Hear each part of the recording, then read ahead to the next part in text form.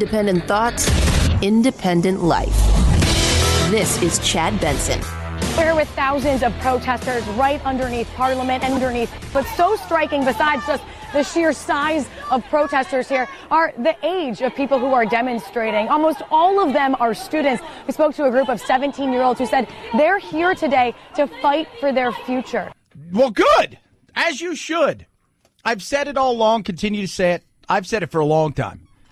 I'm not much of a person that's going to go around bragging about stuff, but I've said this forever and a day. This is their Cold War, their Great War, their war to end all wars. This is their World War II. This is everything rolled into one. This is what it is. They're going to fight climate change. There you go. And good. Go out and do it. Fantastic. Do I think you should do it on a school day? No, I don't think so. I don't think so. But they're doing it worldwide, and there's another one next week as well, just to let you know. And apparently they're going to try to do it every Friday. So we'll see how that goes. Greta Thunberg is Thunberg is the one who's kind of, she got worldwide attention.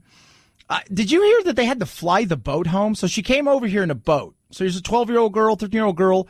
She's become uber famous, talking about climate change, wanting to do stuff. So she came over in a boat, and apparently I heard somewhere that she had the boat she came in was supposed to be like carbon, it's carbon neutral, right? So there's no effect to the environment. And then I heard that they had to fly the boat home, and I thought to myself, well, that's just silly. What did that do? At that point in time, might as well have just flown over. It took you 12 days to get here. At least you're putting your money where your mouth is. A name that we've been hearing time and time again here in London this afternoon is they're talking about Greta Thunberg, that famous Swedish activist at just 16 years old has already become the face of this movement. There you go. She famously stepped out of class last year in Sweden for the first kind of solo climate strike, and now her movement has become, we don't know exact numbers yet, but it's looking like this will be the largest climate protest in our planet's history. There you go. What's the footprint, though? I want to know that. So you've got it going on from California to New York, from Manhattan Beach to Manhattan, New York, right? From Jacksonville to Seattle. You've got it all over the globe. And there's another few of them planned, but another big one next week. This one, though, is based on the students. And people, look, here's my thing. I continue to say it with climate. Let's do better. Let's figure it out. Let's do better. Let's do better. For whatever reason, whatever your motivation is, you think the world's coming to an end if we don't do something, or if you just want to get off fossil fuels and you want cleaner water, or whatever your motivation is, it's fantastic, right? And last night, because, yesterday we talked about a kid who's got anxiety and you can't sleep and all of this stuff is happening and, like the world is coming to an end. You have some people who are genuinely terrified that this is it. Like the world's over. Like, oh, God. It's not. I'm here to tell you it's not. Now, that's not going to make you feel better. It's not. But as I talk about these things, look, I also want everybody to understand the political ramifications, which I think we forget. There are people behind this who aren't in it because they want the world to be a better place, who are in it because they see this as an opportunity for change in other things, right? Like we need the Green New Deal. Then you go read the Green New Deal. It's a lot about a lot of other things that has very little to do with the green. So that's, I think, what I want people on the left to understand. You go look at what the UN, and the UN is meeting Monday. I believe it is. It starts. They're having an emergency, this big, climate meeting and the whole 9 yards. And that's why these protests are going on. But go look and see what they want to do and radically change the way that we do a lot of things here. And when you look at, much like Medicare for all and a lot of other things, everybody's all for it until it impacts them. Right? Like, yeah, we need to do all those things. I'm only willing to give about $100 a year, though. Right? Yeah, we should definitely have free medical care and free this and free that. I don't want to pay for it, though. I don't. And that's a lot of what goes on in these things. So I want everybody to understand, I'm all for it. Let's do it. Hell yeah. Let's get this thing going. Let's figure out what we're going to do, how we're going to make it better. But let's be realistic about it. And I think too often than not, it's the all or nothing. And it's not all or nothing. Technology can help solve a lot of these things. And there are certain things that no matter what we do when it comes to the climate, nature, producer Phil, remind everybody what nature will do to you. Nature will mess you up. Mess you up. Nature will do its own thing. And sometimes things will just happen. And no matter how hard we try, our technology will not be able to combat some of these things. 323-538-2423 at Chad Benson Show is your Twitter. Feel free to tweet at me. The other big news of the day. So if you had a choice to go to protest or a choice to go to Nevada and party, which would you choose? Hundreds of outsiders are descending on the remote Nevada desert near the military's mysterious Area 51 base. No, they're not space aliens, but they do come in peace. They're Earthlings. They are there for the so-called Storm Area 51 event. So this all began as a joke on Facebook. Yeah, remember, it was a joke on Facebook. That's all it was. Joke on Facebook. Hey, they can't get us all. We'll storm Area 51. They will do it. Next thing you know, hundreds of thousands and the millions of people said, yeah, I'm going to be there. And you've got to do the Naru run, which is, an anime thing where when you run, you can dodge bullets, you lean forward, your arms backwards, those kind of things. And I just saw, there was a reporter on the BBC, and he's doing a live shot, and you see these guys behind them just running through practicing the Naru run. Alien stock. It's fun. It's interesting. I don't know how many people are going to show up. I'm interested about how many people are actually going to show up at this thing. Because a lot of what happened is people said, yeah, let's do this. And then they decided, the guy who put it all together is like, yeah, this thing's out of control. Now it looks like it slowly but surely, has become this weird festival that is completely a mess. By the way, completely a mess. It is an absolute mess whatsoever. I mean, it is this. Walking around here, it's cold and windy. People are bundled up. There are no bands playing. There are RVs that have come in, maybe 100 of them. There are a few campsites where people are camping out. Others have brought in their own cars. There's no food for anybody here, so folks have brought in their own food for the most part. And they're just kind of milling around, waiting to see what goes on. You got to love that. You absolutely have to love the fact that Alex Stone... ABC News drew the short straw on the going out there. And if there was a ton of people, and it could get weirder by the end of the day, let's be real, right? It could be weirder because a lot of people, from what I understand, were hanging out in Vegas and plan to go out there much later in the day throughout the evening. So, but they are not taking it as a joke. The military is not. So be forewarned, if you are going to head out there, they're ready. They've set up incident tents everywhere, and they've already arrested 2 Dutch kids who were YouTubers, and they were in jail for more than a few days, and they've been told essentially you could be leaving, and the chances of you coming back to America may be slim to none. 323-538-2423 at Chad Benson Show is your Twitter. Feel free to tweet at me. Oh, what will we do with Iran? That's a big question today. These are the highest sanctions ever imposed on a country. We've never done it to this level. Yeah, we're going to go after them with sanctions big time, including their bank. A lot of people are looking out. So wait a minute here. Pompeo may be right with what took place. If we do trace this back and everybody feels like, all right, this is real, that Saudi Arabia was attacked by Iran, that is an act of war, for sure. But what do we do? That's a very good question. What do we do? What do we do in that sense? Because they didn't attack us, right? They didn't. And while they're an ally, Saudi Arabia, we're not pals with them. Let's look. We ignored a lot of things because they used us. We used them. We wanted what they had. They wanted what we had. We were willing to ignore each other's things that bugged. And We don't like how they treat pretty much anybody. Saw what happened to Khashoggi. I mean, there's a lot of different things there. But when you look at who are we closer with, Iran or Saudi Arabia, and you look at who we would fear the most should somebody get a nuclear weapon there in a place that, you know, quite frankly, is always unstable. At best, it's unstable. I think it's fair to ask the questions, like, what do we do? I think the strong person's approach and the thing that does show strength would be showing a little bit of restraint. Yeah, which I think is absolutely the right thing to do. I continue to say, let's look at what everybody else does in this situation, particularly those European nations that stayed in their pact and that agreement with Iran. And if we find out for certainty, 100%, and it's been confirmed by several other intelligence agencies across the globe that have nothing to do with us, what do they do? Because if they do nothing, then what?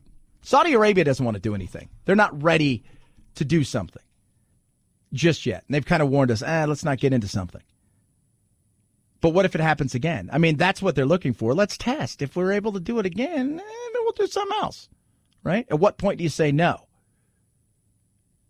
And if they do it again, what happens then? Right? We all go to the UN, see if those people in the blue helmets can come out and do nothing. 323-538-2423 at Chad Benson Shows your Twitter. Feel free to tweet at me. A lot of stuff to get to today. Bill de Blasio's out. Did you guys hear? You guys didn't hear the news? Yeah, he's out. You guys know why he's out? Because he's awful, right? At best, he's awful. At worst, he's doubly awful. Just to let you guys, but he's out. It's a sad day. I know a lot of you are crying. He was behind Mayor Pete in New York. Even the governor thinks he's doing an awful job as mayor. So, hey, we're going to take that and we're going to turn that into America. Ugh. And you're not America's mayor. You're just not. I'm going to throw it out there, Bill. 323-538-2423. At Chad Benson Shows your Twitter. Feel free to tweet at me. Wounded Paw. It's amazing. They're incredible what they do. Imagine this. Dog. Nobody wants it, right? It's picked up on the streets. Scared. Many cases it would be euthanized. And then a group comes in and says, we're going to take that dog and we're going to turn it into a shelter dog. That's what, from a shelter dog to a service dog. That's what Wounded Paw does. And they do it because they recognize what's going on out there. 20 veterans a day on average commit suicide. PTSD, the struggles with not only veterans, but the first responders and their family. And they're looking for something. These animals are looking for something, a home and an opportunity. They put them together and it's a win-win. They train these dogs to be service dogs, get them to the men and women who need them most. They're saying it's great to save a paw, to save a life. And that's exactly what they do. But they need your help. Miracles aren't cheap and they're not easy. If you got a vehicle, it's unwanted. It sits there. You don't know what to do with it. You're thinking about selling it. You might trade it in. You know what? How about a vehicle for change? You're getting a great tax deductible gift. It's a truck. It's an RV. I always say if it floats or flies, give it to Wounded Paw. They also take cash. Go check it out for yourself. Go to woundedpawproject.org. See what they're doing. See the amazing things they're doing. Or you can call them at 844-678-4PAW, 844-678-4729, or woundedpawproject.org. Chad Benson Show.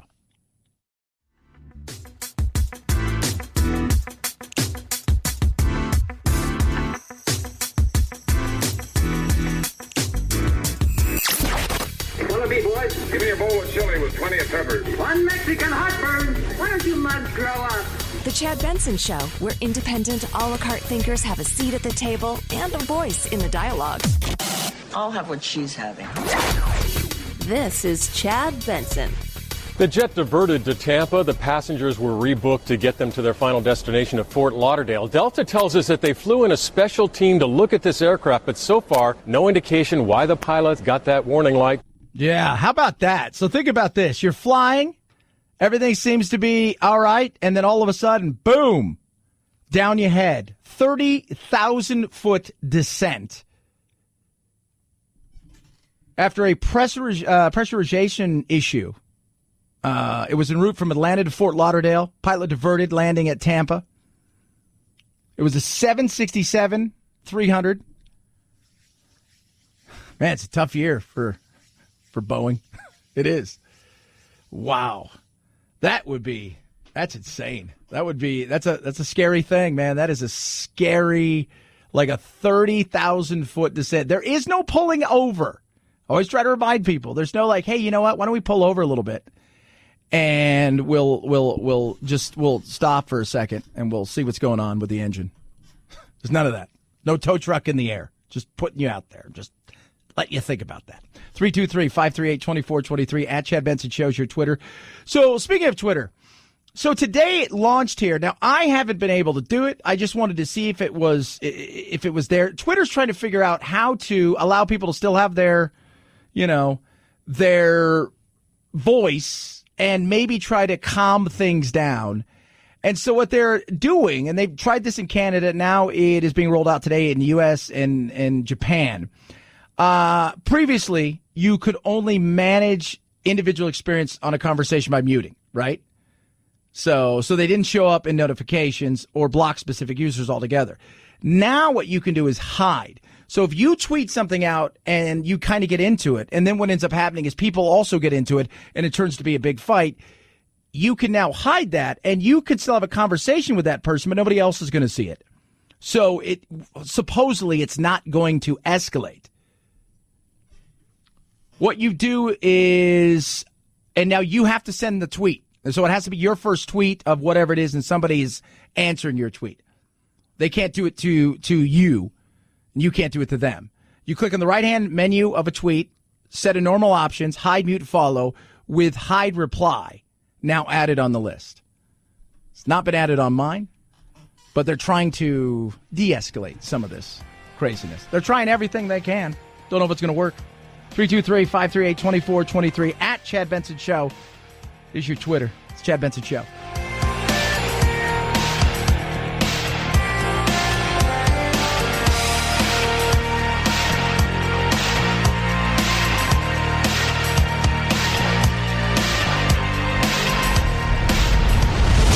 The Chad Benson Show.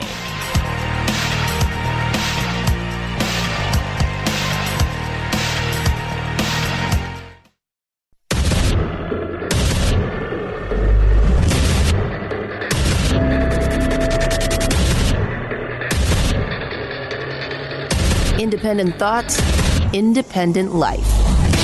This is Chad Benson. Most of the young people in our movement, like me, have lived our entire lives during a time when the existence, the causes, and the risks of climate change have been scientific certainties. In the face of this certainty, our leaders and institutions continue to sell off our lives for fossil fuel money. Today, climate. Everybody's talking about it. People are marching, maybe in your city, in your neighborhood, your capitals, across the globe. They're taking to the streets. They want action. Here's the other thing. They want action now. I think we all know that this is because everything's about instantaneousness, right? Like they want it now. I'm here because I want to make a change in the world, and I want to make sure my peers and generations after that know they have an influence over a big cause like this one. There you go. Good. A lot of people out there. People on the in D.C. That's the big one here. New York, same thing. It's not. I got to be honest.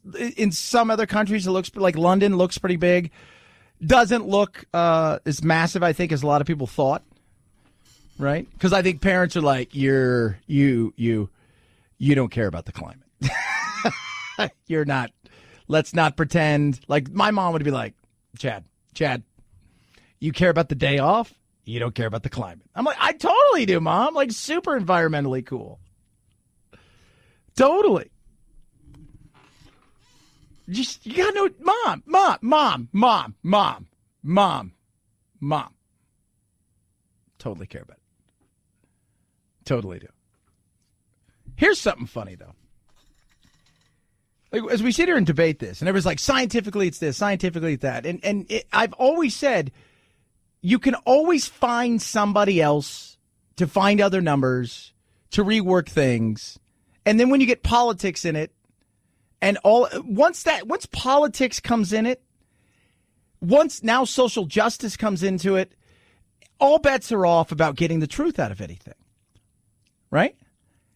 This is from January 25th, 2010. Here's a perfect example of certain things.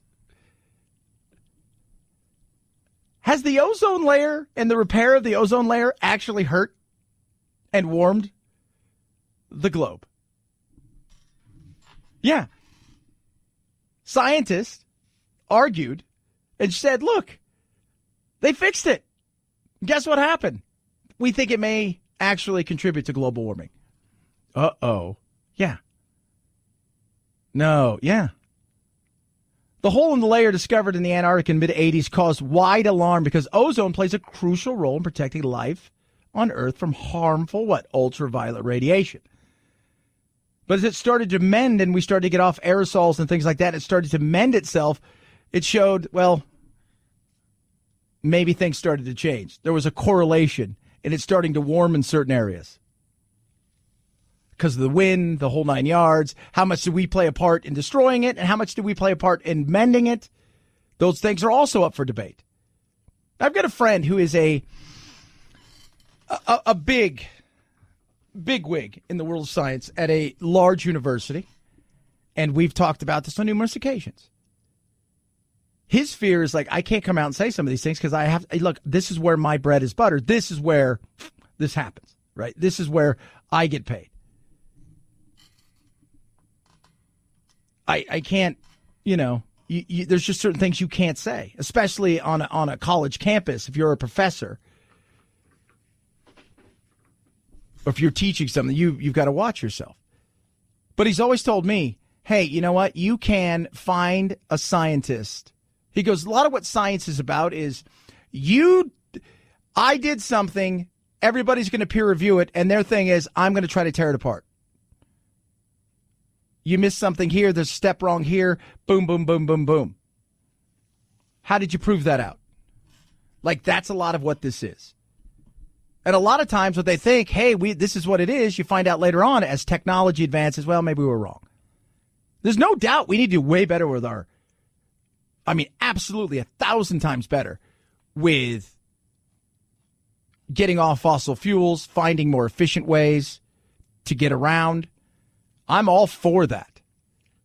I think we're all, I've yet to find somebody who goes, no, I really want to destroy the earth. People say it because of the religion and the cult-like thing that happens. But I would love to see real, honest conversations where you step back and politics isn't involved. You're not worried about who's signing your paycheck. You're not worried about the wokeness of the world and social justice.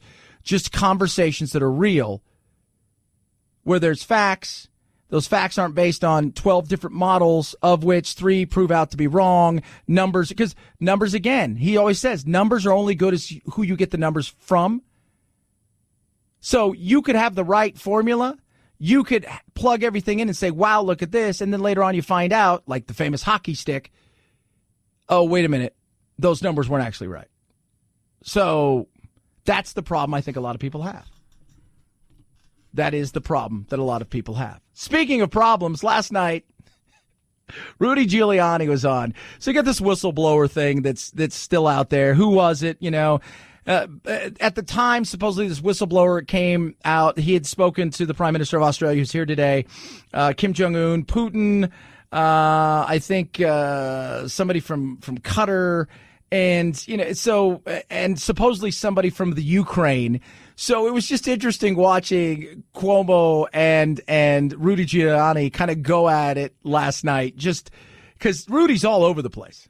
Subject phone call that we now know took place. Who did the president speak to? Who was a leader at that time? He spoke to the president of Ukraine. Already the subject of curiosity by Congress because they were looking into these earlier efforts, in part announced by Mr. Giuliani about his intentions of trying to get to Ukraine to figure out some things about some of Mr. Trump's political opponents. What you just said is totally erroneous. Every single thing you just said is completely spun in the same direction you've been doing for 2 years with these, tonight Papadopoulos is going to prove Russian collusion.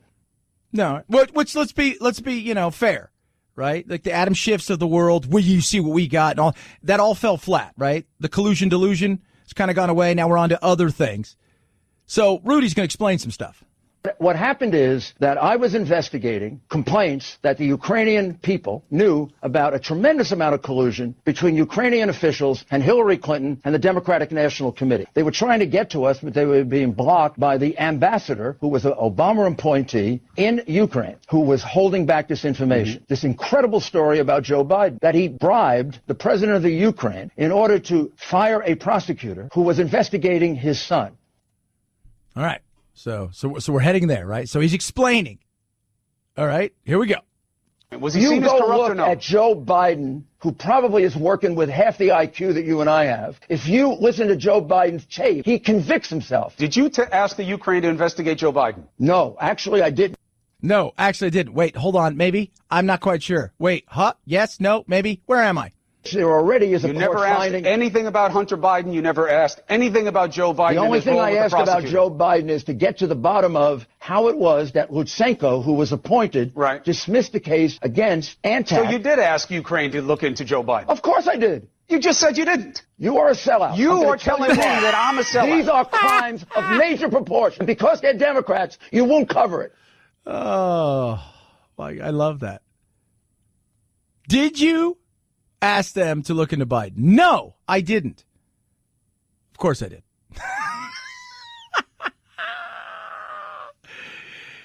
Oh, they're not done. I'm not saying that anything that you're saying shouldn't be looked at. And your corrupt media won't cover it because he's a Democrat. Rudy, you who my whole lifetime stood up for one simple ideal when you were at your best, which was character counts in leadership. And you are standing up for two systems of justice. Oh, I'm standing up for two systems of justice. Joe Biden can be involved in bribery. Joe Biden's son can get $1.5 billion from China, and you won't cover it. And you want to cover some ridiculous charge that I urged the Ukrainian government to investigate corruption. Well, I did, and I'm proud of it. There you go. He's proud of it. I don't know where this is going to go. They're going to drag this out. Did he do something? Did he not do something? What was he doing? He's the president. He can classify anything he wants, right? So, and every president, off the record conversations, there's still some serious conversations that anybody asks is why are people listening? And Trump, remember when he first became president, phone calls were being leaked. Phone calls were actually being leaked. You can't have that. They're being leaked. And you're like, what? Apparently, he's not a big fan of talking on the phone anymore, and I don't blame him for that. Now, what did he talk about? What did they talk about? Here's the problem I have, and everybody's like, see, you're trying to hide something. You know Trump's done something corrupt. I don't know what he's done or what he hasn't done. The problem is it's the crying wolf scenario. Right? That's what we have. Or over and over, people say, look what he's done or look what this person's done, and then there's no there there. If there's there, then figure it out. If there's no there, and you're actually weaponizing a part of our government that takes something and they run and they talk to the Democrats and feed them stuff, that's a little unnerving. That is. That's very unnerving. And I think everybody, I don't care what side of the aisle you are, you should be unnerved by that. By the way, the president, his name is Zelensky. He's a comic, and this is his first political thing. Gotta like that. He's a comic. Hey! So what you're saying is he's got good timing. I do think that.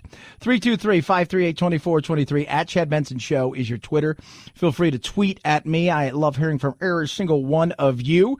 You can text us directly and check out the Instagram as well. Raycon, earbuds. I love my earbuds. I go play ball a couple times a day sometimes. I just snap them in and away I go. Even when I go to the gym and do some workout, the people are like, what are those? Because they're not attached to like a phone. Like, oh, I got these things with my. They're not attached with any of that stuff. They're their own thing. These E50s, these Raycons are amazing. People, and my son, again, I had to order him his pair because he needed his own pair because he kept trying to steal mine. Easy, long-lasting, best quality sound because they're built for sound. There's no stems, no dangling wires. E50s are incredible. Ray J put them together. And then what he did is he sent them out to people who get it, right? Like musicians, Cardi B, Snoop Dogg. And said, take a listen to these. And they're like, these things are awesome. It's about the basketball players, football players, J.R. Smith. Said, take a listen to these. See what they're like. They're obsessed with them. They love them. You will too. Half the price, better style, better sound. And right now you can save 15%. Simple and easy. Go to buyraycon.com/Chad. That's buyraycon.com/Chad. You're going to save 15% off Raycon wireless earbuds. So if you've been looking at a pair, now is the time. You're going to get an amazing deal. One-time buy right now. Here you go. Buyraycon.com/Chad. Save yourself 15% right there. Chad Benson Show.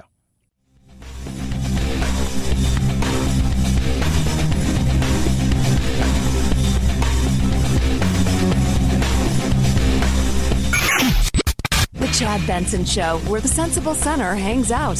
Hey, you! That doesn't mean you can put your feet up on the table. You're despicable. This is Chad Benson.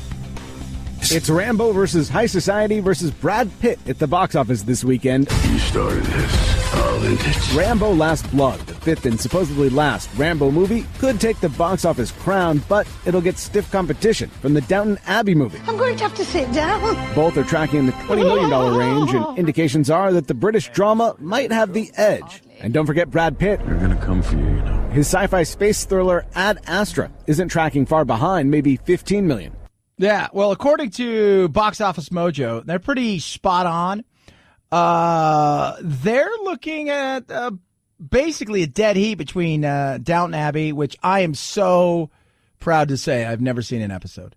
Rambo Last Blood, I am proud to say I've seen everyone. Kind of know where I'm going, right? It Chapter 2, I will eventually see. Ad Astra, I've not been a space guy. It's not my thing. So the top five are all going to be with a couple million, and then the drop off to the bottom five. It goes from what they think Hustlers will take in about 18 million at number 5, and then Good Boys will take in 2 million at number 6. I'm excited. I like it. What is Rambo? 73 years young. All these years I've kept my secrets. But the time has come to face my past. And if it comes looking for me, they will welcome death. Always has to have some part in the movie where he's building something somewhere. It's like just happens to have a furnace and a place to build tools and weapons and, all kinds of stuff. It's got to be. Always. The last Rambo was a feel-good hit for me. It was awesome. Every time I'm like, I'm feeling kind of down. Turn it on. I'm like, it's a feel-good hit. It is a feel-good hit of the year. So we'll see how this – he's 73, though. Got to be honest, man. There's a difference between some people who are 73 and other people. Say what you want, man. 73, I think all of us would like to look that good at 40, let alone 73. He's kind of ripped and yoked. Okay, today, people out and about doing their thing for climate. All the candidates are having where they sit down and they talk to people. Marianne Williamson was asked, this question is insane. I want you guys to listen to this. Good afternoon, Ms. Williamson. Thank you for taking my question. My name is Emily Berry, and I'm a student from the University of Maryland College Park. I'm studying government and politics and economics. So you say that in your environmental crisis plan that you want the United States to stop all use of nuclear energy. What do you identify as the problems with nuclear energy, and what do you say to those who think it simply gets a bad reputation? What was the last? Okay, so she's getting ready here to go on a rant that is just insane. She didn't quite hear it. Well, I know Germany had said at one point we're just going no nuclear. But then when they said no nuclear, there was a problem because they had a hard time keeping up with the other standards that they agreed to. Here's where it gets very Marianne Williamson. I just want you guys to understand. So she was asking about no nuclear. Why not nuclear? Right? Like, people are like, okay, so you don't want to go nuclear. Why? What is wrong with that? If something goes wrong with nuclear energy, I don't think people have really stopped to take in the horror. See, we need an integrated politics. We need to go beyond hard data. We need to go beyond just thinking about the facts. Just want to let you know, you should probably never go beyond just thinking about the facts in certain situations. I want you to think about this with your heart. something goes wrong there, what are we even talking about? How can we even consider it? And so what? Maybe we'd all be a little warmer, a little cool. I mean, Americans, we have to decide. That's the problem I have with nuclear. Producer Phil, do you have any idea what she's talking about? No. Yeah, I have no, that wasn't even close to being anything that was coherent. Let me tell you about nuclear. I like shoelaces. Do you like shoelaces? Who here has ever had a pastrami sandwich? My heart goes out to people who have gum disease. That's the problem I have in nuclear. 323-538-2423 at Chad Benson Show is your Twitter. You can tweet at me. If I'm running against her, that's the only thing I'm playing. Chad Benson Show.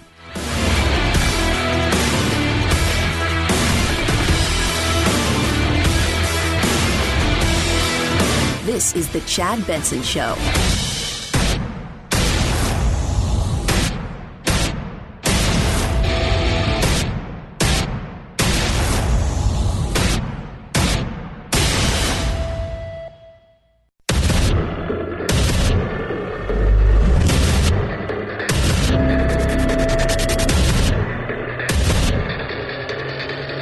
Independent thoughts, independent life.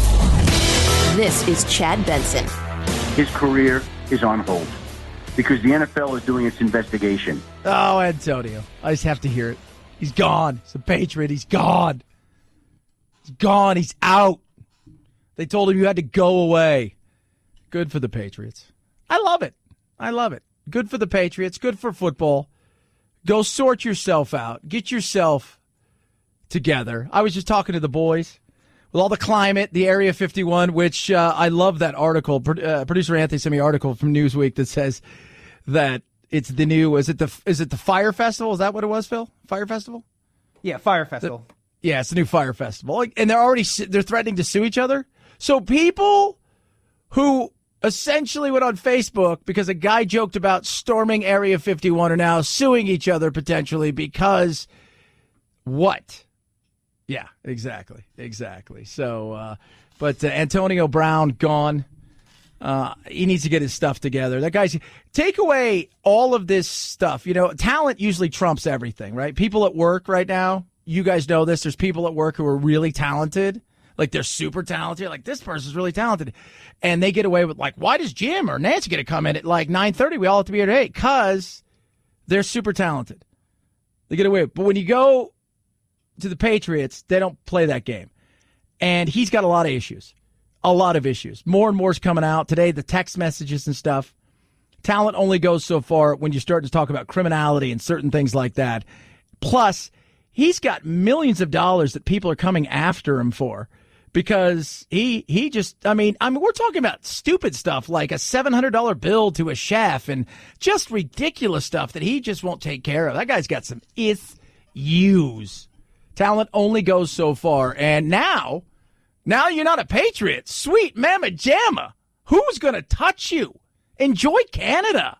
The Secretary of Defense has just announced that the U.S. is sending to Saudi Arabia more American troops and more military equipment, but as yet saying how many troops and exactly what equipment. But it is going from the U.S. to Saudi Arabia. This in the wake of recent drone attacks on Saudi oil facilities. Yeah, so we're sending more over there. I want no part of any of this. Look, here's the thing with this. Mike Pompeo was right when he said it, as has several other people said it, that it is an act of war. If Iran did this, and it's still pointing there, that's an act of war. But they didn't attack us, right? Now, Saudi Arabia is a strategic, uncomfortable, and I do mean uncomfortable, ally in a region. And I think we all realize that. Iran is anything but an ally, and they haven't been for a very long time. And I don't care what anybody says about the last, Obama did this big thing, and they promised not to do stuff. That stuff means absolutely nothing. means zero, zilch, nada. Right? But what do we do in this situation? I think it's a fair question to ask. Right? I think we should be asking our leaders, what do you guys think you're going to do in this? Saudi Arabia is a little apprehensive, just a smidge apprehensive on any kind of military action. But everybody's on high alert. I think we realize that. It's ugly. And it doesn't take too much to get things going there. We all know that. I mean, a fart from a fly will set these people off in this region ready to throw down on anything at any given time. And I think we can all understand that the reality is Saudi Arabia and Iran don't like each other, which makes Saudi Arabia semi-important to us in this day and age. But how much do we want to get involved? Right? And President Trump promised, no more wars, none of this stuff. I don't want any. I don't want any part of it. And if we're just going there to show a little bit of force, all right. Is that what we're doing? We're going there to show a little bit of force as just in case? Okay. I'll buy into that a smidge. But I don't want to see this thing go any further. And I don't think anybody else does that I know of that's sane, both on the Republican side or the Democratic side. You can't let them get away with it. And the question is, what if it happens again? Somebody has to act. Well, you know what? This is where I continue to say over and over again, at what point in time do our allies, who are also in this agreement, decide that they want to play with us and that they want to get involved and start to hold people's feet to the fire? So we'll see. We'll see what takes place. Today, of course, the world went out, protested. I was listening to some of these kids, some of the stuff that they're saying. Listen to this. We're going to need enough courage to speak truth to power, enough solidarity to win every strike, and enough hope to keep us going. This is an uprising. A little scare right there, a little uprising, huh? Like solidarity? We're going to speak truth to power. Whoa! I am... Okay. Look, who doesn't want a better environment? I do. I want cleaner drinking water, cleaner air. I want all of those things. I've yet to find somebody who's walking around going, you know, it'd be great if we couldn't breathe outside. When I was a kid growing up in Southern California, we used to have smog warnings. We're like, hey, guys, you can't go outside. And if you do, stay out for a little bit. I mean, it was nasty. I like clean air. I want clean water.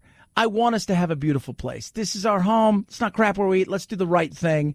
In saying that, this is their cause. And it's a cause that they're taking because they don't have that cause. We had the Cold War in my generation, right? Generation before, the baby boomers, right? They had Vietnam. They had Korea. We all were there through communism and the evil that was the Dread Red. Before that, you had the greatest generation that took on the Nazis and stared them down. Then the generation even before that, the old timers, right? They had the war to end all wars and all of this stuff with World War I.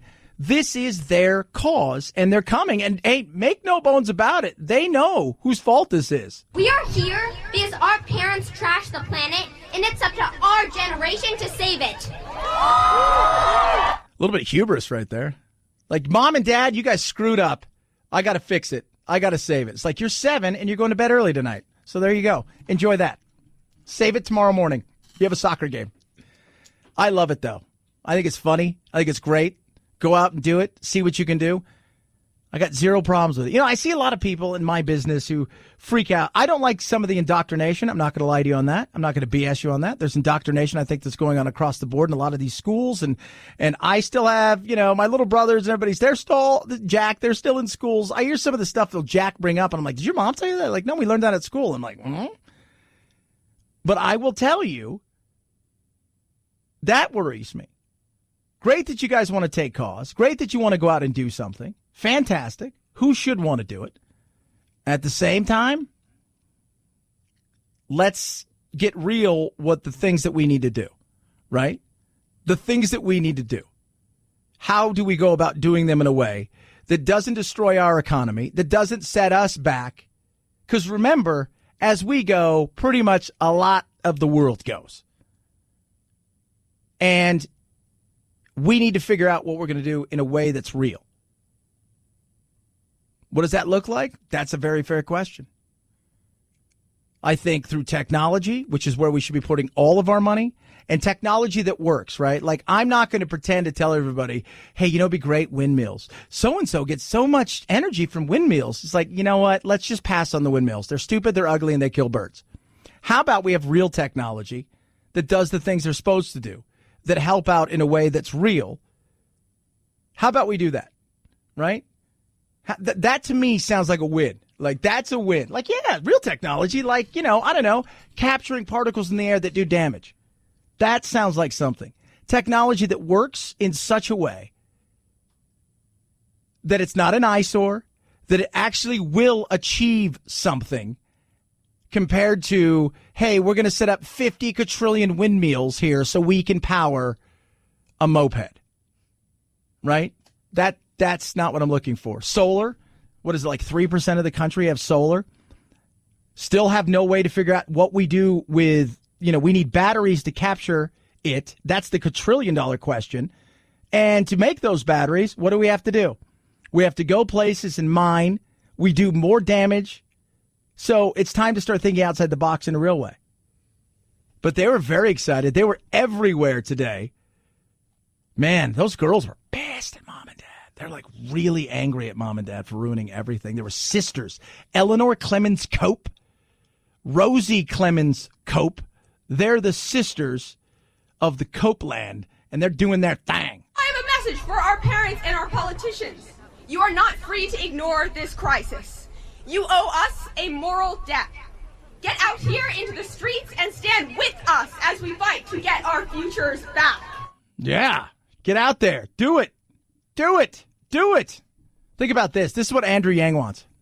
Now, cattle is very energy consuming and energy expensive. And if you project forward on what Also we would need tasty. to do to reduce agree? emissions, you would want to modify Americans' diets over time. Now, some of that is happening naturally through education. I do think it's difficult to regulate diets. So what you would want to do, again, is you'd want those cattle producers to have to internalize the cost of emissions. Because if your cattle ends up polluting a lot, which they do just naturally, we don't hate them for it. So then what that would naturally do, and some people are going to hate this, but it would probably make those products more expensive. Oh, okay. See? And that what? That does what? That disproportionately hurts a lot of people.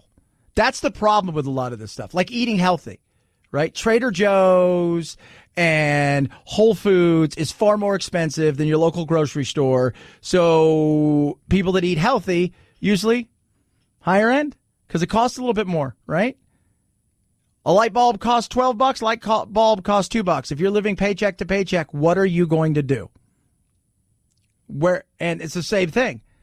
So what's going to happen is then we're going to have a disproportionately wacky system of people are going to get, the rich and the well-to-do will have beef and everybody else will have soup.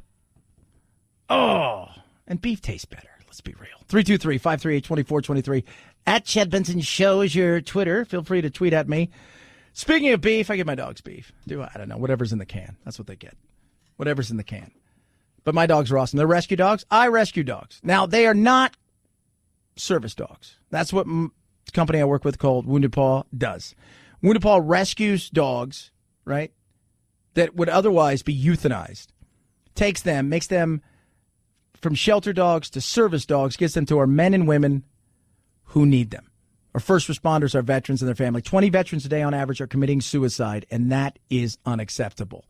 And something like getting these two together, somebody who served us, who's struggling, who has somebody and something it can look at, which is this animal that loves it unconditionally. It changes everything. You got to see some of the things they do. I want you to check it out. It's not cheap.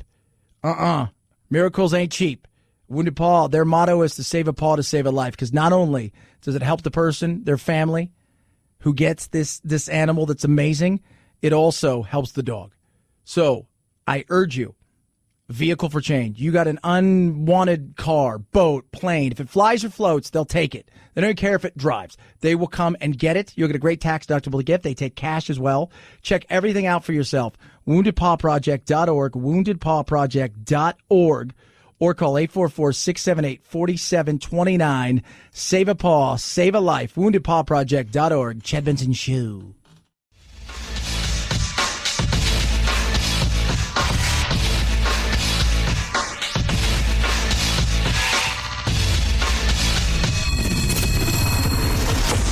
The Chad Benson Show, where we reach across the aisle and occasionally poke someone in the eye.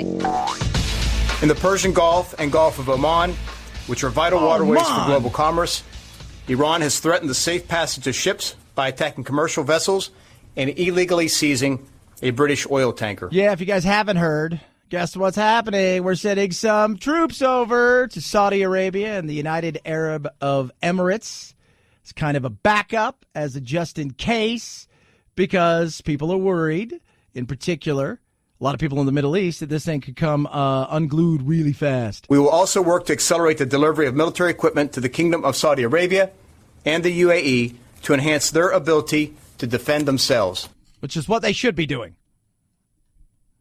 Defending themselves. I understand that we have this bizarre relationship with Saudi Arabia, because let's go back to 9/11. All right, but we have this weird relationship. And take away even that, their world doesn't mix with our world as far as what they believe and how they run the world compared to what we have. But you also realize that they are not a fan of Iran. And if Iran was to be the dominant force in the Middle East, that's trouble for everybody. And Iran wanted to test and to see what they could do. At least that's what everybody's saying. The Iranian regime is waging a deliberate campaign to destabilize the Middle East and impose costs on the international economy. Yeah. Because why? Well, we've hit him with sanctions. We got out of the deal. We've hit him again with harder sanctions after this. Still waiting to find out if anybody else is going to get on board the sanction train, right? As they beg Iran, oh, please, Iran, don't do this, don't do that. And I'm just telling everybody, they're going to do it. Their dream is to get a nuclear weapon, right? Whether it's 10 months or 10 years, that is their ultimate goal. That is. And a nuclear weapon in their hands in that region is ugly. Ugly. The fear factor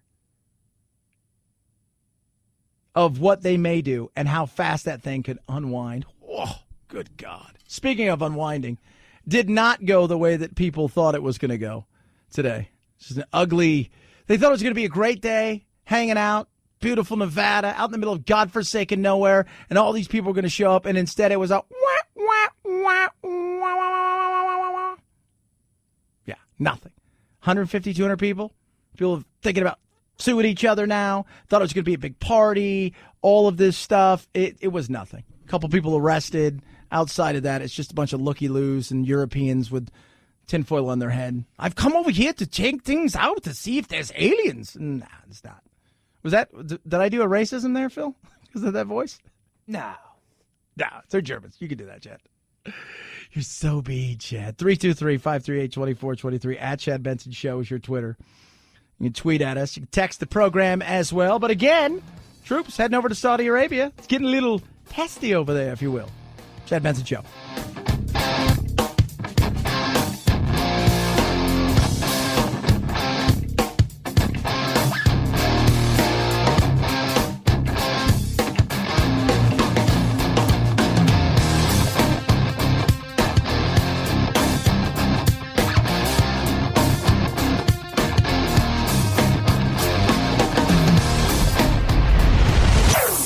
Chad Benson Show.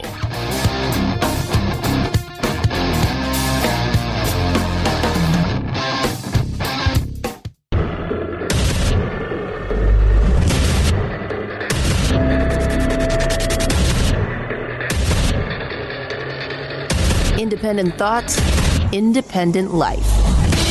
This is Chad Benson. The crowd is still growing. More RVs were pulling in all night, but it's nowhere near the 2 million who RSVP'd that they would be here, or even the 20,000 that the owner of the Little Alien here has been expecting. It's a big desert party, though, about drinking and listening to music. No sign that anyone is really looking to storm Area 51. Boo! Boo! So you got climate, and you got Area 51. One of it's a party with people having fun and enjoying themselves. The other one concerned that the world's coming to an end. Here in America, children across this great nation are marching as they fight the most dangerous foe. A foe you can't see. A foe who has, or he, she, have no allegiance. What? Yeah, they don't. Has no uniform, has no flag. Does not care if you're rich or poor, white or black. What country you come from. Climate. Climate. Kids are marching across this great nation. This is their great battle worldwide. There is no evil like there once was. There is no evil. Things are better than they've ever been. And now there's an opportunity for them to make the great stand. Kind of the biggest two are, first of all, the Green New Deal, and then second of all, the focus on kind of environmental justice and undoing the different, grievances that we've already done from the fossil fuel industry. Yep, kids out there speaking their truth. They're going to undo stuff, environmental justice. The Green New Deal has a lot of things in it, and this is why it's tough to get behind certain things, and I understand why people on the right don't want to. Because they're using something like climate change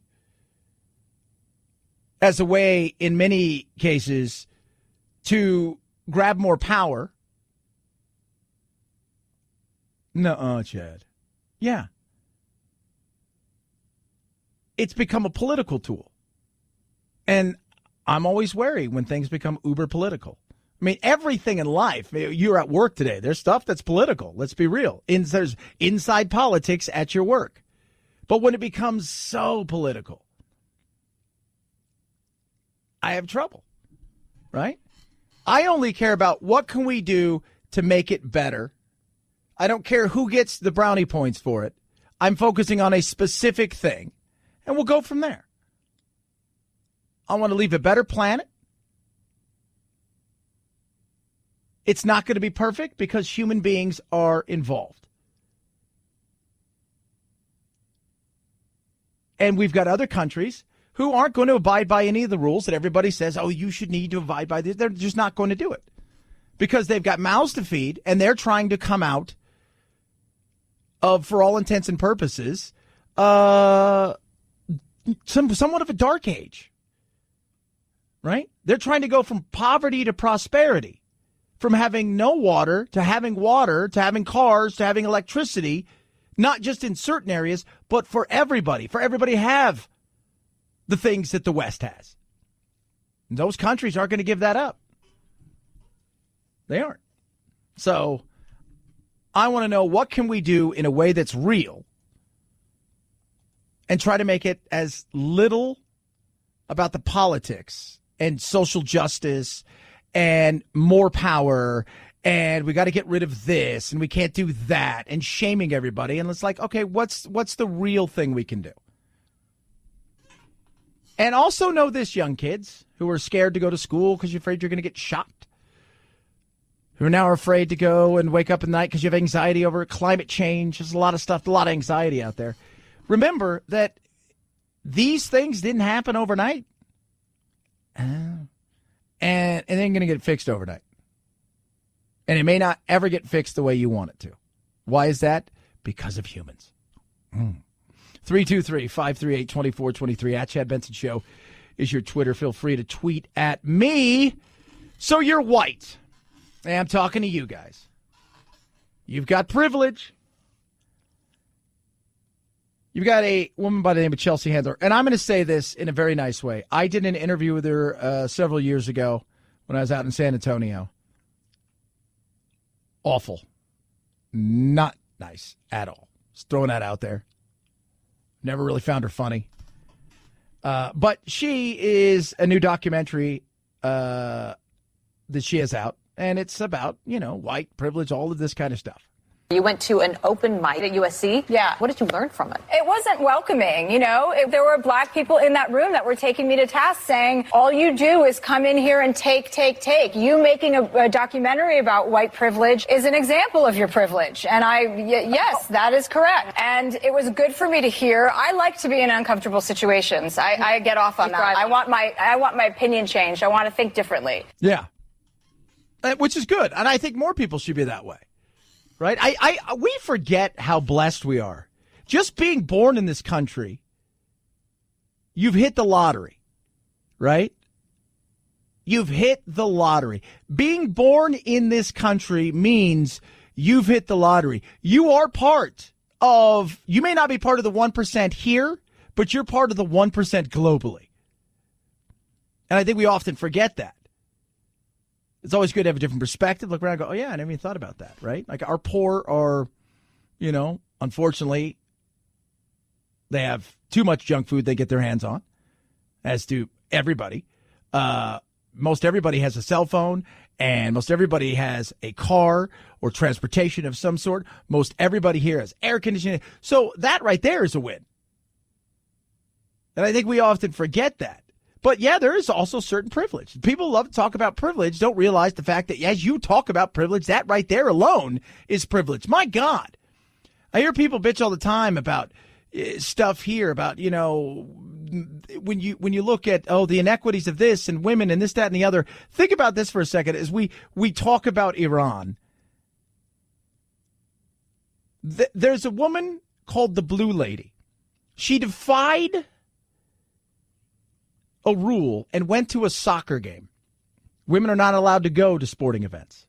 She went to a game, she was arrested, and she eventually outside the court, she burned herself to death. We forget about all the awesome privileges and things we have here, right? But everything's about race, and I'm not even talking about, Trudeau. Having them kind of put me in my place was a great place to start for me. I get it. I've taken a lot, and I want to give back. And by the way, the whole problem is that white people don't want to be uncomfortable talking about these things. They don't want to ask the wrong questions. They don't want to offend black people. They don't want to say the wrong thing. Guess what? It's okay to be uncomfortable. Like, we can afford to be a little uncomfortable after everything that's happened and stretch our kind of brains and our bodies to put ourselves in situations that aren't natural. Yeah. No. Here's the problem, and this is my rebuttal to that is, first of all, a lot of people spend too much time, in particular, a lot of white people spend way too much time, very few white people, but on race. They think, it's always about white privilege, this, that, and the other. Secondly, people stop talking about certain things. It's not about being in uncomfortable situations. It's about being labeled. I think we often forget nowadays, right? The minute you say or do something, and somebody takes an offense to it, they will give you a label. And in some places, those labels end up sticking, and that follows you around. We can't even have a conversation. We touched yesterday on Justin Trudeau, who's the Prime Minister of Canada, is going through all of his stuff with the black face, the brown face, and who knows whatever else is out there that may pop up in the coming weeks as they head to their election a month from now. But look what took place with Megyn Kelly. She talked about blackface. She didn't wear it. She talked about it. And back in her day, maybe you dressed up like Diana Ross and you were paying homage to Diana Ross. She talked about it. And in doing so, she got labeled something. So yeah, uncomfortable's great. It's good to be in an uncomfortable situation. It's a growing situation. It's the labeling I think most people are not a fan of, because as you're trying to quote unquote learn and grow, and then somebody labels you something, doesn't matter what happens from there. Something happened the next day, too, that was also uncomfortable for you. After that open mic? Yes, I got called in for a lot. I had to take sexual harassment training classes. I'm not sure where that came into the picture. Just probably because of my handsy behavior, and I'm always touching people. And they're like, Chelsea, stop touching people. You can't do that at work anymore. And I'm like, really? As a woman? And they're like, no, nobody can touch each other right now. And I'm like, okay, that's good to know. Yeah. And racial sensitivity classes. I mean, we should all be taking all of those classes. You know, we all have to learn how to be better. No, we shouldn't be taking those classes, right? It's so bizarre nowadays. Everybody should take these classes. Everybody should. He's a perfect example of white privilege. Let's keep other people down so we keep winning, so I can keep filling my own pockets. At a certain point, if you really want equality, you have to be okay with other people succeeding. That's what it's all about. He and the Republican Party at this point are all about no one succeeding except for them. That's all they care about is money. I mean, we have children going into schools who are unsafe. There are guns. I mean, the NRA is running the Republican Party. Yes, that is that is the worst. It's like the pinnacle of white privilege. But wait a minute. They're not in school because they're out worried about climate change, which is also, by the way, a privilege. If your biggest fear and your biggest worry at this moment in time is whether or not we've gone up 1 degree Celsius in the last 10 years, 5 years, 30 seconds, 10 decades, 20. If that's a huge worry, think about the privilege around the world where you're worried about that as you're tweeting stuff at your march today while other people around the globe in certain areas are trying to eat, trying to avoid being beheaded. Certain amount there of the privilege. And I think we should always be in uncomfortable situations when we have a chance to go and learn something new, right? Learning something new. Doesn't matter what it is. I think the problem for a lot of us out there is, first of all, too many people out there who get into the game of race, where they make it this everything about race, thinks that everybody walks around all day thinking about race, which you and I both know is not true. Secondly, it's hard to have conversations when you're worried about getting in trouble, being labeled, potentially losing your job and your career. Why would I want to put myself in that? Or anybody for that matter. 323-538-2423 at Chad Benson Show is your Twitter. Feel free to tweet at me. Love, hate, National Pepperoni Pizza Day. What's your go-to pepperoni pizza, right? On this climate Area 51 craziness, they should have held it together. Been better, right? Area 51, climate change activism, all together. I'd like that. That'd have been fun. Might have gone to that. Might have gone to that. Car Shield. This is great. My car, which I love. My son's always like, Dad, why don't you get another car? I'm like, I love my car. Right? Got a few miles on it. Right? I bought it used. There was no warranty. I got Car Shield. I got 24/7 roadside assistance. I've got some, and it's you know, it's a newer used car, but it's one of those things where it's like, if you guys know anything about cars nowadays, like something goes, like there's something missing, or the check engine light comes on, and like, oh, we got to do this. They got to like take the entire car apart to get to something. And that ends up costing thousands of dollars. A sensor out here, the electronic side of things. I had to fix my light went out, and I had to replace a bulb, and you get to see the stuff I had to do just to do that. You're like, oh my God. It's crazy. I couldn't even imagine if the engine or the transmission, that would have been nuts. Car Shield gives me 24/7 roadside assistance, a rental car for free while my car is in the shop. And the beauty of it is they get them paid directly. I choose the shop. I pay a small deductible. Boom, it's a win. Do what I did. Don't worry about it. Don't stress about it. Get Car Shield. Check it out now. You're going to save 10% when you use my code. Call 800-CAR-6000, 800-CAR-6000. Use code Benson. Or go to carshield.com, carshield.com. Code Benson saves you 10%. A deductible may apply. What's trending? Chad Benson Show.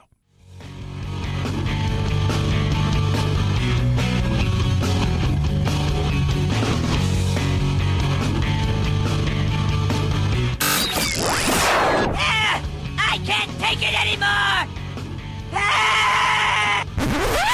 Well, get over it. It's time to forge a new path with your very own political cartographer, Chad.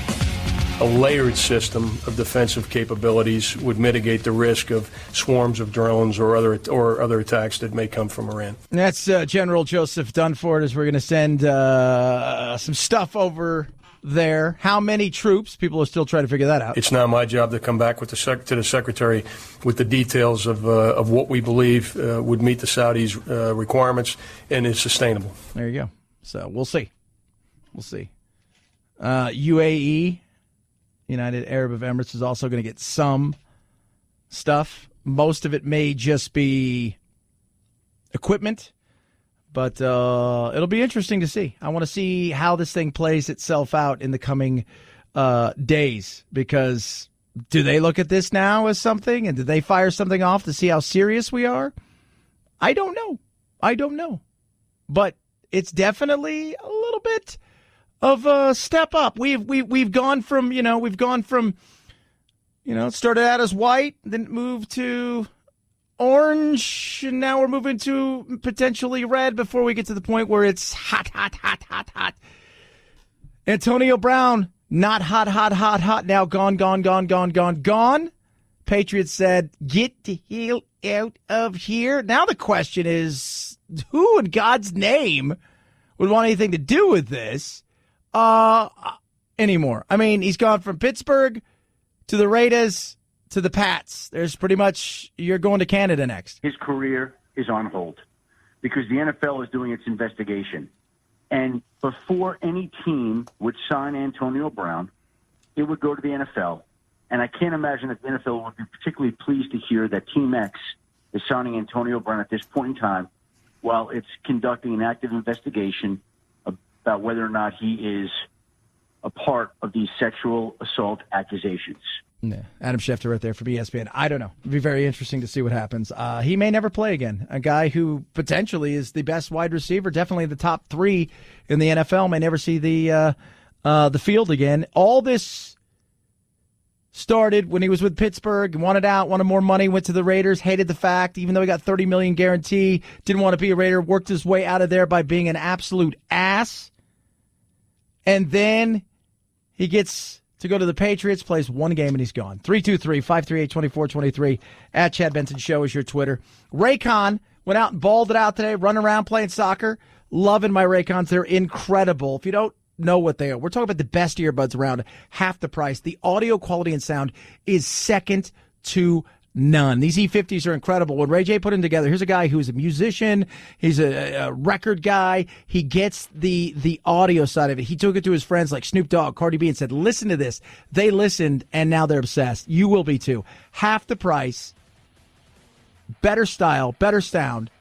Get yours now. It is simple and easy, and we're going to save you some money on top of that. So you're paying half the price for no dangling wires, totally better style, better sound, no stems.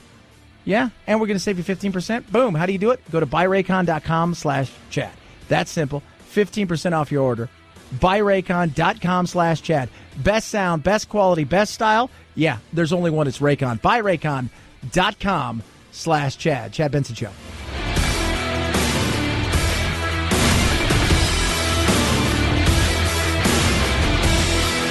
This is the Chad Benson Show.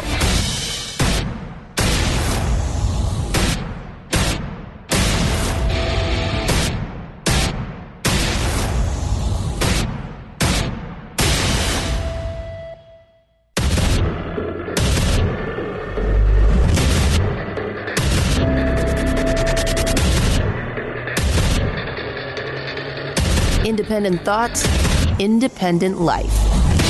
This is Chad Benson. The Iranian regime is waging a deliberate campaign to destabilize the Middle East and impose costs on the international economy. Secretary Mark Esper right there talking about Saudi Arabia and Iran. We're going to be sending troops over. How many? Do not know. This is General Joseph Dunford. We'll have more details for you next week, but not ready to share the details. Not thousands. Thousands would be not moderate. That's fair to say, not thousands. Yeah, so we'll probably send a few over. A lot of what we're going to be sending over is going to be, well, hardware, right? Artillery potentially to protect in certain areas. Just, things that they're going to need, equipment that they're going to need as a just in case, because I think it's becoming more and more apparent that there is some issues here, and they are definitely worried. In the Persian Gulf and Gulf of Oman, which are vital waterways for global commerce, Iran has threatened the safe passage of ships by attacking commercial vessels and illegally seizing a British oil tanker. Yeah. And then they did this the other day, supposedly. Feels like it, looks like it. It's now what? So we send some over there to help as a just in case and see what happens. Saudi Arabia requested international support to help protect the kingdom's critical infrastructure. And they requested it. And Saudi Arabia has been very reticent to want to get into some sort of military situation. But they must be worried here. And you know what's weird? I'm going to throw it out there. Right now, I can guarantee you that Iran is also helping out. That's the one thing that binds these two countries who do not like each other, Iran and Saudi Arabia, is the fact that Israel and Saudi Arabia is the fact that Iran is involved, and they will protect each other, do what they can, because they realize that a nuclear Iran and or an Iran who starts something there is a danger to the entire stability of that region. So maybe these kids will be excited. If everybody gets their way, right? Everybody's fighting a war. Hey, we could blow ourselves up. We don't have to worry about global warming at that point in time. Chad, you're being rude. We're going to need enough courage to speak truth to power, enough solidarity to win every strike, and enough hope to keep us going. This is an uprising. Uprising. It's the global climate strike. It sounds like a video game. Global climate strike. A lot of kids out there. There's another one next week. So you've got one this week, and then there's another one next week, I think by 350.org. This one was hyper-focused on the kids, and they're out there doing their thing, and they want change. They want change. And by the way, they're blamed mom and dad, right? Mom and dad, this is all your fault. This, mom and dad, everything that's happening is your fault. All of this is your fault. I just want you guys to understand that this is you. We are here because our parents trashed the planet, and it's up to our generation to save it. Well, a lot of people out there across the country. Some really big, some really small, but it's done. Right? Now, it's the now what? And I'm all about technology. So if we could just really get into the technology world and start diving deep into that, that'd be super. That'd be fantastic. Like getting into the point where we're saying to ourselves, what is the remedy for this? Right? Whether you believe it is man-made or natural or both, what is the remedy that we're worried about? Because craziness is like somebody was just on CNN saying climate change is going to destroy the food supply. We have more food in this world than we've ever had. Right? When I was a kid growing up, the fear was there was going to be a what? An ice age. Ask any scientist, would you rather have an ice age or a little bit of warming? They'll tell you warming, please, please, please.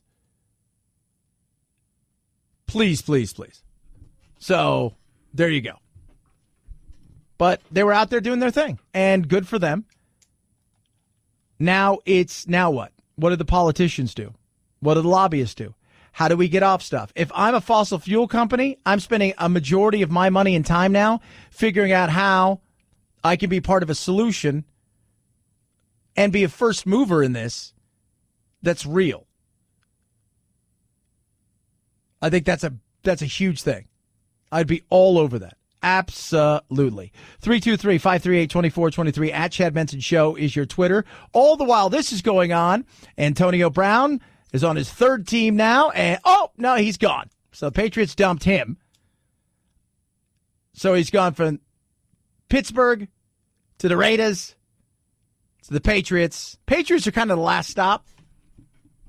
So they're gone. And then, of course, you've got the whistleblower.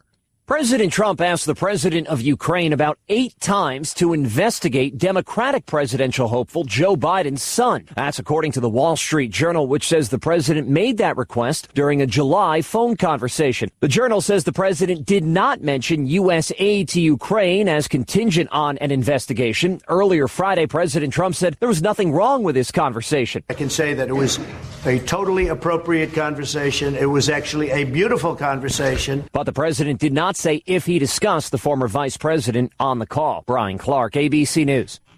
So you got that going for us. So that's just, 8 times wants to know about Hunter Biden. And there's some questions there. The guy that is the leader of the Ukraine, Zelensky's his name. He's a former comic, interesting character. Hunter, look, there's some questions about Hunter Biden, not only in the Ukraine, but also China. You know, he gets $1 billion here, he gets $1 billion. And there's several different things that you can question. And you think to yourself, well, it's the Trump family. They've been asking the hell out of it, right? Like investigating the hell out of it. In saying that, do I think it's right? No. And then the whole Rudy Giuliani, the craziness. If you guys, we're going to touch on that a little bit with him last night. And yes, I did. No, I didn't. Maybe. I don't know. Kind of. Could have been. I don't know. Yes, it was me. He's just so wacky. 323-538-2423 at Chad Benson Show is your Twitter. Feel free to tweet at me. I love hearing from every single one of you. It did not go the way that people thought it was going to go today at Area 51. No. But they did come, the ones that did, and there weren't a lot from all over. Many in this crowd camping in tents and RVs flew in from other states to be here, but this woman is from Germany wearing a tinfoil hat. She says they couldn't miss it. We read something about Area 51 and also read that there will be an event like on 20th of September. It doesn't feel like anybody here seriously believes they're going to try to storm Area 51. It's a big desert party in the dust and wind. Alex Stone, ABC News, near Area 51 in Rachel, Nevada. Poor Alex. I bet he was not thrilled by that at all. It's out there. I think he thought, it would have been great if people would have showed up. I have no idea how many people showed up. I've heard it's in the hundreds, not the thousands. I mean, look, 5,000 people show up. That's, you could say that's a pretty good thing, right? Like 2 million people RSVP'd. It's like one of those things you RSVP to, you're like, and then and it gets here and you're like, oh, that sounds like, you ever had that? You know, your girlfriend, your wife, your husband, whatever it is, friends like, hey, yeah, man, I'd love to be there, right? It's a wedding or this, that, and the other. And then it gets a little bit closer. You're like, and then the day I'll be like, I need to learn how to say no. That's kind of what that is. Just a smidge. Just a smidge. I mean, kind of what it is. Maybe, just maybe, people lied about whether or not they were going to show up. I'm feeling like that's kind of what took place. 323-538-2423 at Chad Benson Show is your Twitter. You could tweet at us. I found this interesting. I believe the shine is off that they're Apple. It used to be that as soon as a new iPhone came out, people rushed to the stores to get it. And now, as technology has improved so much over time, it starts to feel a lot more incremental when you get a new iPhone. Yeah. And when I was talking to a couple tech people, and they said, you know what happens? This is what's happening. So if you bought the 10 last year, unless you're just you buy into everything Apple does, you're not buying it. You skip. So you may have the 7. You get the 10, right? You got the 8, you may get the 11. But it's no longer release one because it's so incremental. It's so tiny. What they do is like, remember when we had 2 cameras? Well, now we have 3 cameras. You're like, oh. And that's it. You know, it's a little itty bitty thing along the way. And that's what happens when you saturate the marketplace like that. And I don't, I remember like people camping out. I can guarantee you nobody camped out for my phone or Phil's phone or Anthony's phone. Nobody camped out for that. The people that work for these companies did not camp out for that because we're Android people. Nobody's camping out for the new Galaxy. But there's a cult-like thing when it comes to and the people that swear, like just absolutely swear by Apple. But the expense is so good, so high now, it's not like, so you're going to skip. Like, you want to make sure when you're buying a new Apple, because the iOS, the 13 it's out now, people are getting it. But you want to make sure when you're buying it, like it's an upgrade. Not that it can do just a little bit more. You want a lot of it more. 323-538-2423 at Chad Benson Show, Twitter. 50% off. 50%. That's what my friends at MyPillow are doing. Up to 50% off everything. Mike Lindell, the inventor and the CEO of MyPillow, wants to say thank you, right? You guys listened for a long time. He said, what can we do for your listeners? I said, let's do something cool. This is what he's doing. Up to 50% off. MyPillow's mattress toppers, bed sheets, much more. Also, this amazing, huge deal. More than 50% off. What is something I love? It's a body pillow. Normally it's $90. It's now $29.99. You got to use code Benson. What you do is you go to mypillow.com. You click on the radio listener special. You type in code Benson. You see everything come up. You're going to sleep so much better. It is incredible what a little thing can do that will go a long way. The sheets are amazing. The pillows are incredible. And the mattress topper, that is, to me, that's the winner chicken dinner.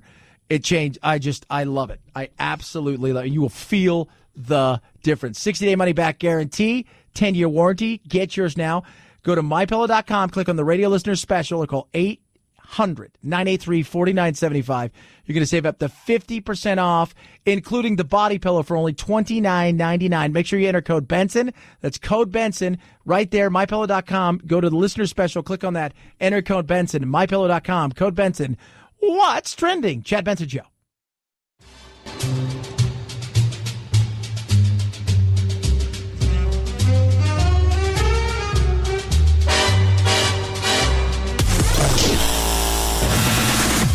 No need to fear. We promise we won't give you a noogie and make you cry Russia, Russia, Russia. Who is the fearless leader? Fui. Fui, fui, and double fui. What is your language? This is a family show, remember? Fui to families too. Nostrovia. This is Chad Benson. 5, 4, 3, 2, 1, 0. Ignition. Liftoff. Now it's time to find out what's trending. What's trending? Yeah, what does that mean? I mean something, right? Like it's trending on the old intranet. What's trending? All right, let's start here in the beautiful world of Twitter. What be trending in the world of Twitter? Robert Kraft, because he got rid of Antonio Brown. We'll talk about that. Madam Speaker, Friday vibes. Climate activism, climate change, global climate strike. See where we're going. Lots of that stuff trending right now. Sears and storming Area 51, as well as Hunter Biden. That is on Twitter. The kids are talking about over there. Sylvester Stallone, Hunter Biden on Google or Twindy. Oh, no way, yeah. Ad Astra, that's the new movie with Brad Pitt, which I got nothing. I just doesn't do anything for me. First day of fall, for those of you guys don't know, will be on Monday. And tweet! And it's at the Tweetland, at the Google, and everywhere in between. Just shows you how different the world is. It's so funny because when you think about it for a second, right? Like, well, shouldn't Saudi Arabia be trending? And what about global and all this stuff? No, what's number one trending everywhere? Antonio Brown. How much? Ad Astra has 200,000 searches. That's number two. Antonio Brown right now has 2 million. And he's probably not thrilled by it either. Because if you haven't heard, they cut him. They told him, you are no longer needed here. So there's got to be nobody who wants any part of him anymore this season, unless the NFL says, all right, we did the investigation and you're done. Or, you're fine. You're totally cool. It's a civil thing. You haven't done anything wrong.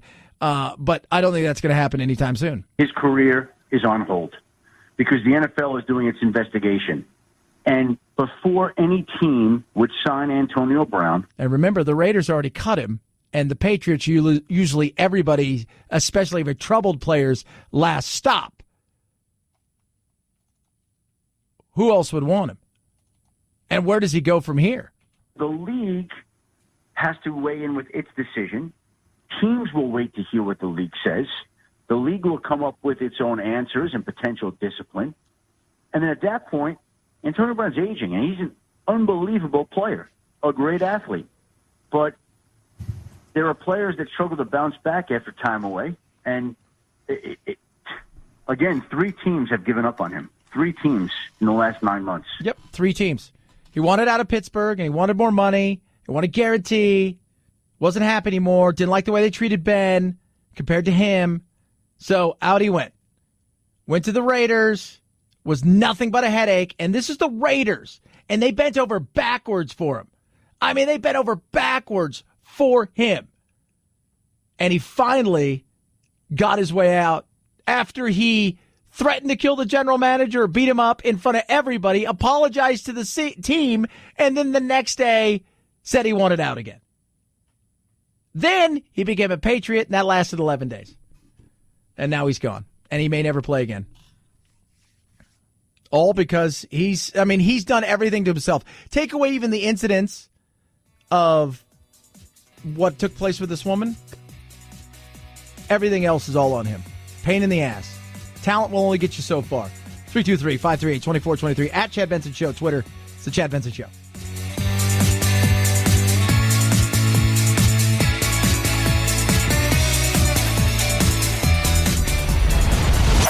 The Chad Benson Show.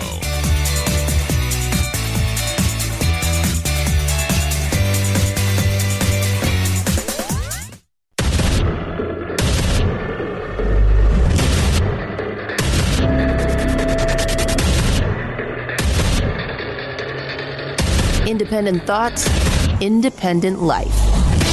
This is Chad Benson. Most of the young people in our movement, like me, have lived our entire lives during a time when the existence, the causes, and the risks of climate change have been scientific certainties.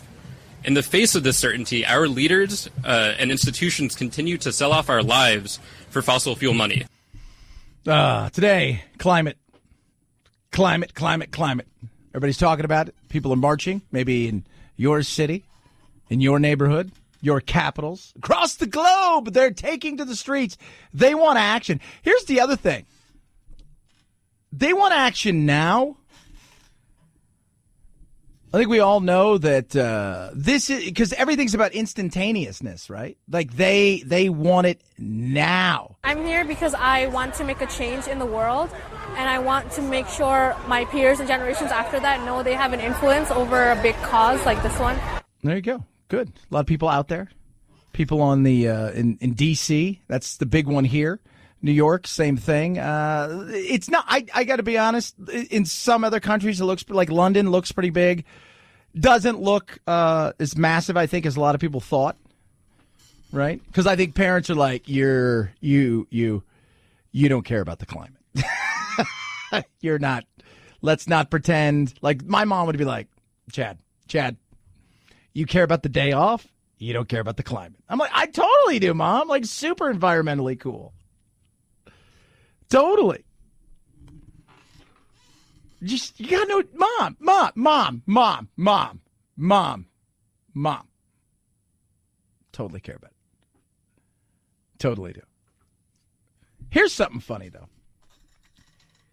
Like, as we sit here and debate this, and everyone's like, scientifically it's this, scientifically it's that. And I've always said, you can always find somebody else to find other numbers, to rework things. And then when you get politics in it, and once politics comes in it, once now social justice comes into it, all bets are off about getting the truth out of anything. Right? This is from January 25th, 2010. Here's a perfect example of certain things. Has the ozone layer and the repair of the ozone layer actually hurt and warmed the globe? Yeah. Scientists argued and said, look, they fixed it. Guess what happened? We think it may actually contribute to global warming. Uh-oh. Yeah. No, yeah.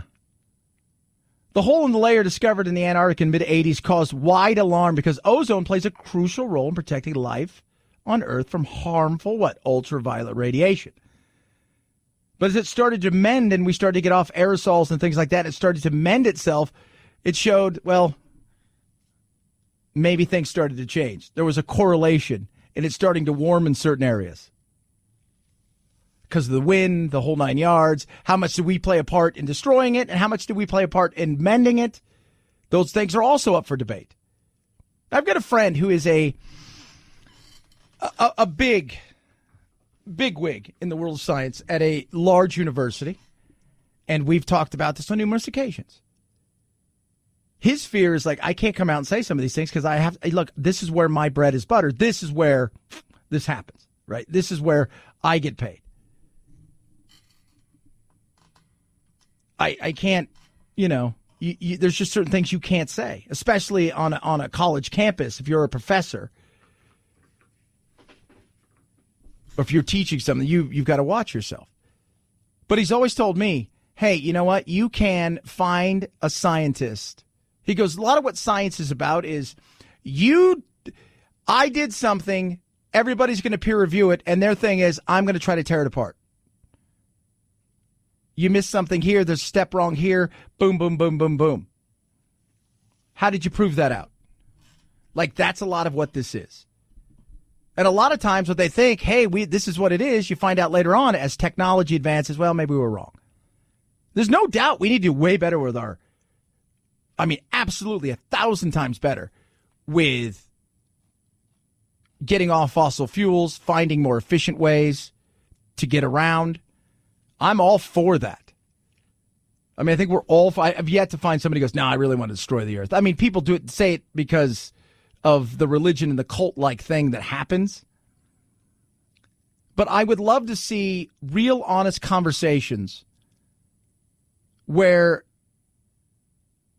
you step back and politics isn't involved. You're not worried about who's signing your paycheck. You're not worried about the wokeness of the world and social justice.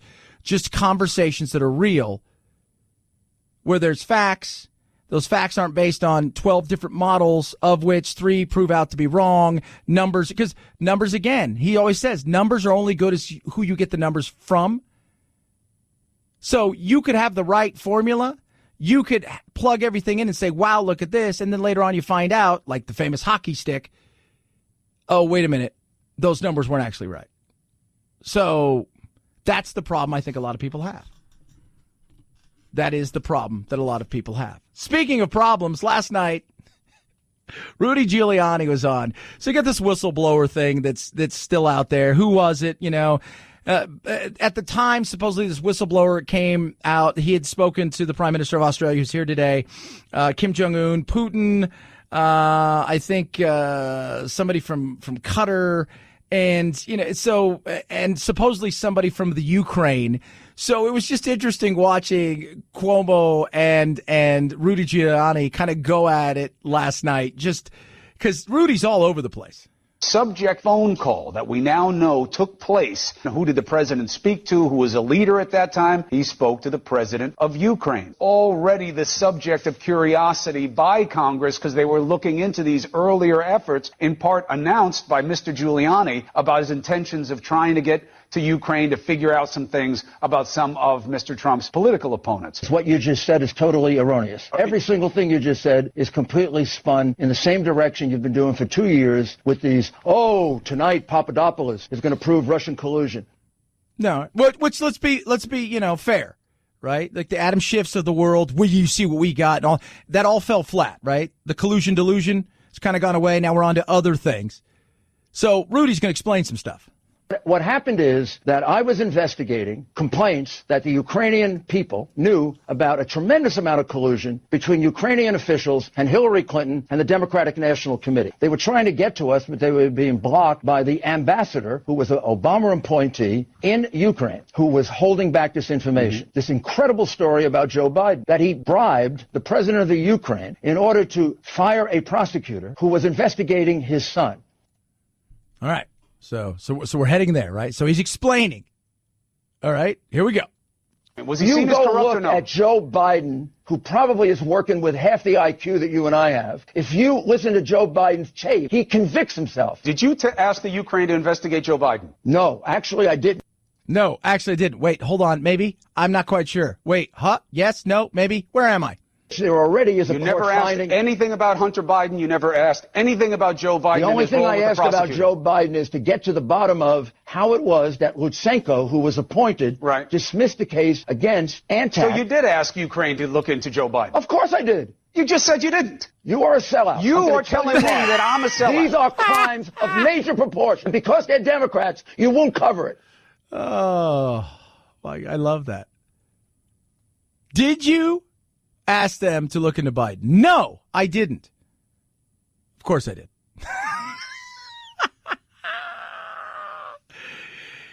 Oh, they're not done.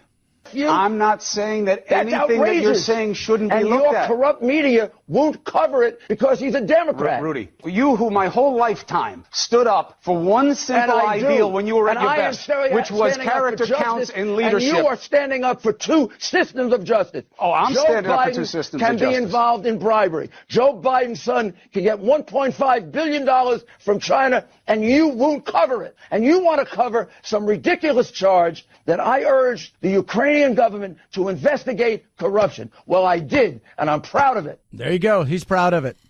I don't know where this is going to go. They're going to drag this out. Did he do something? Did he not do something? What was he doing? He's the president. He can classify anything he wants, right? So, and every president, off the record conversations, there's still some serious conversations that anybody asks is why are people listening? And Trump, remember when he first became president, phone calls were being leaked. Phone calls were actually being leaked. You can't have that. They're being leaked. And you're like, what? Apparently, he's not a big fan of talking on the phone anymore, and I don't blame him for that. Now, what did he talk about? What did they talk about? Here's the problem I have, and everybody's like, see, you're trying to hide something. You know Trump's done something corrupt. I don't know what he's done or what he hasn't done. The problem is it's the crying wolf scenario. Right? That's what we have. Or over and over, people say, look what he's done or look what this person's done, and then there's no there. If there's there, then figure it out. If there's no there, and you're actually weaponizing a part of our government that takes something and they run and they talk to the Democrats and feed them stuff, that's a little unnerving. That is. That's very unnerving. And I think everybody, I don't care what side of the aisle you are, you should be unnerved by that. By the way, the president, his name is Zelensky. He is a comic, and this is his first political thing. Gotta like that. He's a comic. Hey! So what you're saying is he's got good timing. I do think that. 323-538-2423 at Chad Benson Show is your Twitter. Feel free to tweet at me. I love hearing from every single one of you. Chad Benson Show.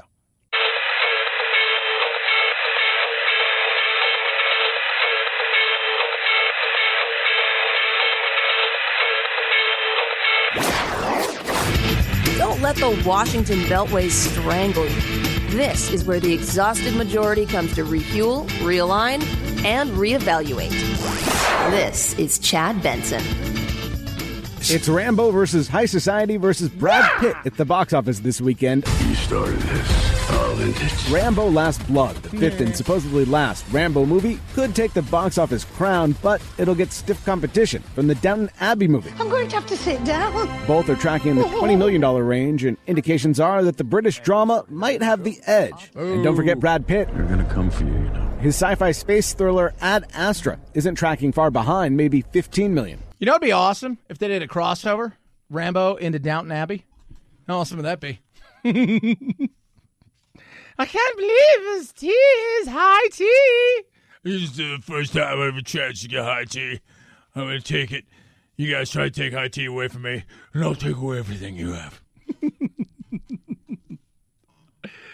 Chad, it's not very nice, but I'd like to see it. All these years I've kept my secrets. But the time has come to face my past. And if it comes looking for me, they will welcome death.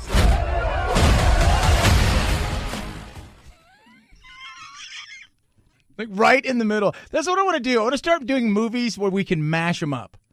Right? Just take them, just cut between the scenes and mash things up. Ah. Oh, that'd be great. That would be so awesome. Downton Abbey, Last Blood. You know you'd watch it, too. You're like, okay, I'd watch it. Totally watch it. 323-538-2423 at Chad Benson Show is your Twitter. I'm assuming, can we just be honest, though, about something? I don't care if it's modern medical technology or whatever it is. Sylvester Stallone at 73, Arnold Schwarzenegger, they're a beast, right? Like, they're yoked and ripped. It's freakish.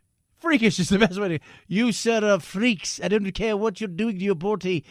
I would love to be that. I'm in pretty decent shape.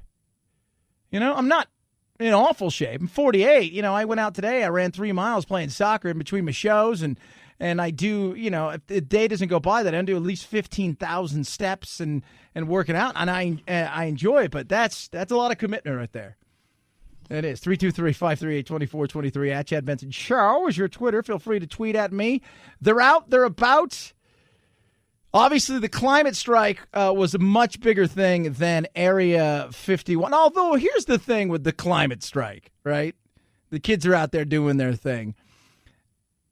There's no fear of the government coming for you, right? Like, I think a lot of people are worried, like, we show up, what if something really crazy happens, right? Like, it doesn't take a lot, and government's out there. I don't think you have that worry with the climate folk. But we'll see. This is the first of what will be many Fridays, apparently. But this one, the kids this was about the kids today, and they're out there speaking out there, saying a lot of stuff about mom and dad. We are here because our parents trashed the planet, and it's up to our generation to save it. If my kids say that, I'd say, shut up. Shut up. You did trash it. No, be quiet. Be quiet. I know you're woke, but settle down there, Beavis. Settle down.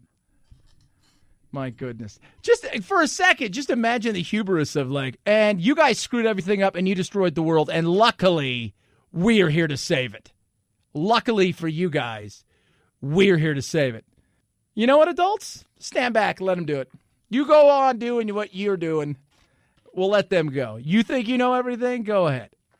And I, by the way, would like to see us do better with the planet. I think we should do better with the planet. Darn it, I want us to do better with the planet, period. I don't care what side of the aisle you're on. I don't care about any of that stuff. Let's do better with the planet. Should be simple, right? We should all want to do better with said planet. That's it. Let's do better. But when you listen to that, you're just like, you're thinking it too. You're like, shame on them that the government allows dirty energy companies to profit from stealing our future. Shame on them that our future holds tens of millions of climate refugees. Shame on them that they trashed the planet. Those are sisters. That was Rosie Clemens Cope and her sister Eleanor Clemens Cope. Shame on you. Shame. We're going to need enough courage to speak truth to power. Ooh. Enough solidarity to win every strike. And enough hope to keep us going. This is an uprising.